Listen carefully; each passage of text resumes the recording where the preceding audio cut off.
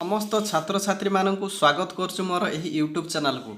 आज आम निश्चित भाव में आलोचना करबा थंबनेल रु मध्य समस्ते देखि पारुथुबे मोर प्रिय छात्र छात्री माने जुक्त 2 रे केउ विषय गुड़िक आम जदि रखिबा तो सेई विषय गुड़िक आम 90% एबो मार्क पाई परिबा। तो तार गोटे स्ट्राटेजी मु तैयारी करछि। तेणु भिडियोटी जदि भल लागे निश्चित भाव में गोटे लाइक कर दियंतु एवं भिडियो को प्रथम और शेष पर्यंत देखंतु, नचेत कोनोसी तथ्य आपण जानि परिबे नाही। तो आमे डिटेल्स आमे जानिबा। तो देखंतु जुक्त 2 रे जो क्यों विषय गुड़िक आम रखा तो ये हूँ आमर टार्गेट जहाँफल आम निश्चित भाव में 90% एबो मार्क पाइपर।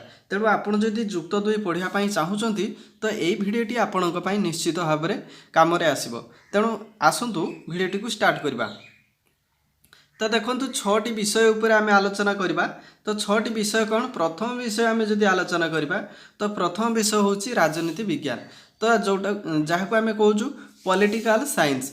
तो एथिरे फुल मार्क हूँ 100 मार्क। तेणु आपण जदि निश्चित भाव में 100 मार्क रु 90% एबव जदि मार्क पाइबापी चाहूँगी तो निश्चित भाव में ये पॉलिटिकल साइंस को रखंतु। जदि आपणकर 10th रे जदि राजनीति विज्ञान रे जदि बहुत भल मार्क आसुथबो ताहले आपण राजनीति विज्ञान रखंतु, बहुत भल मार्क आसीबो एवं यह आपण गोटे देशर राजनीति व्यवस्था बा सरकार रो व्यवस्था उपरे आपण पढ़ी पारिबे एवं बहुत इंटरेस्टिंग सब्जेक्ट रही। तो सही भाया आम जदि आलोचना करबा नेक्स्ट विषय। तो नेक्स्ट विषय हूँ कौन? अर्थशास्त्र, जहाँ को आम इकोनॉमिक्स बोली कहूँ।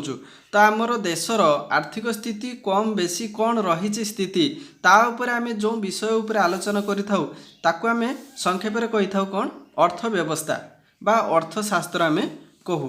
तेणु ताकू आम इंग्लिश रे कहूँ कौन? इकोनॉमिक्स। तो एथिरे मध्य आपण 90% एबव मार्क आनी परिबे, किंतु सेथिपई आपणको एई सब्जेक्ट रखिया पई पड़िबो। तो देशर आर्थिक स्थिति यही सब्जेक्ट रे आपण जानी परिबे डिटेल्स। तापर सबुठारु इंटरेस्टिंग पार्ट जो पिला माने चाहूचंती आमे भविष्य रे टीचरशिप रे जॉइन करिबु एवं भविष्य रे आमे जने शिक्षा उपरे बा शिक्षाविद हवा पई चाहूचु, एजुकेशन लाइन को जो पिला माने जीवा पई चाहूचंती तो सेमानक पई निश्चित भाव में ये रहिबो एक बहुत भल सब्जेक्ट एजुकेशन बा आमे शिक्षा बोली कहूचु। तो एथिरे देखंतु एथिरे मध्ये आपण 90% एबव मार्क निश्चित भाव में आप गेन करेंगे। कहीं ना 90% मार्क गेन करने आपन को इजी पॉइंट आसो कहीं आप थ्योरी रे जति मार्क रखुंट तो आप प्राक्टिकल सेमती 30 रु जदि निश्चित भाव में 26 रखुंट एवं एपटे जदि आप निश्चित भाव में 70% मार्क आणुंट थ्योरी रु तो आप निश्चित भाव में 96% एवं मार्क आनीपारे। तो ये हूँ देशर शिक्षा व्यवस्था उपर आप पढ़ी पारे। तो परवर्ती आम जब देखा तो आमर घर हूँ ओडिशा, आमर रेसिडेंसी हूँ ओडिशा। तेणु आम निश्चित भाव में ओडिया उपरे ओडिया सब्जेक्ट निश्चित भाव में रखा दरकार, कहीं ओडिया को आम नेग्लेक्ट करें ना। तेणु आम आमर जो ओडिया सब्जेक्ट 2टी रही आम निश्चित भाव में से ओडिया सब्जेक्ट 2टी को आम रखा जोटा कि ऑप्शनल ओडिया एवं कंपलसरी ओडिया सब्जेक्ट। तेणु आपड़ जदि ओडिया रे ग्रामर जदि गोटे सब्जेक्ट रे जदि क्लियर करछंती कंपलसरी ओडिया रे तो आपण ऑप्शनल ओडिया रे मध्य सेही ग्रामर आपण पाई जबे क्वेश्चन सीट रे। तेणु थरे आपण परिश्रम करबे एवं 2टी सब्जेक्ट रे बेनिफिट पाइबे।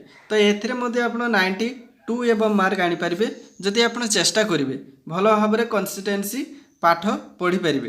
तेणु निश्चित भाव में 92 एवं मार्क रखिपारे एवं शेष जो सब्जेक्ट रहा सेटा सबू पिला मैंडेटरी रही इंग्लिश सब्जेक्ट। तो इंग्लिश आम जाना दरकार कहीं देश दुनिया रे इंग्लिश ही प्रचलित रही इंग्लिश रे सबकि आसूँ।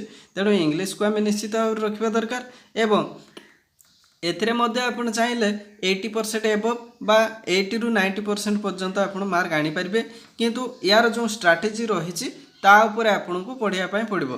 तो एथिरे बहुत भल सब्जेक्ट बहुत भल भल टॉपिक मध्य रही। तो कौन सी डिफिकल्ट नहीं तो निश्चित भाव में इंग्लिश रे मध्य 80 रु 90% पर्यंत आनी पारिबे। तो आज आम आलोचना कले जे 6टी सब्जेक्ट आम कौन कौन सब्जेक्ट रखिले आमर मार्क बहुत भल रहिबो 90% एवं मार्क रहिबो।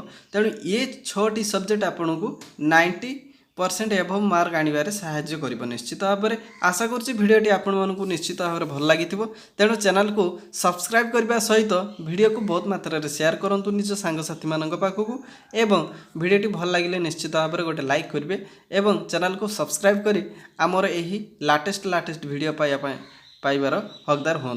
तो ये कही रोचु धन्यवाद। पुणी एक नेक्स्ट वीडियो नहीं आसबि से पर्यंत मत विदाय दिंतु। बहुत बहुत धन्यवाद। Thanks for watching. Thank you.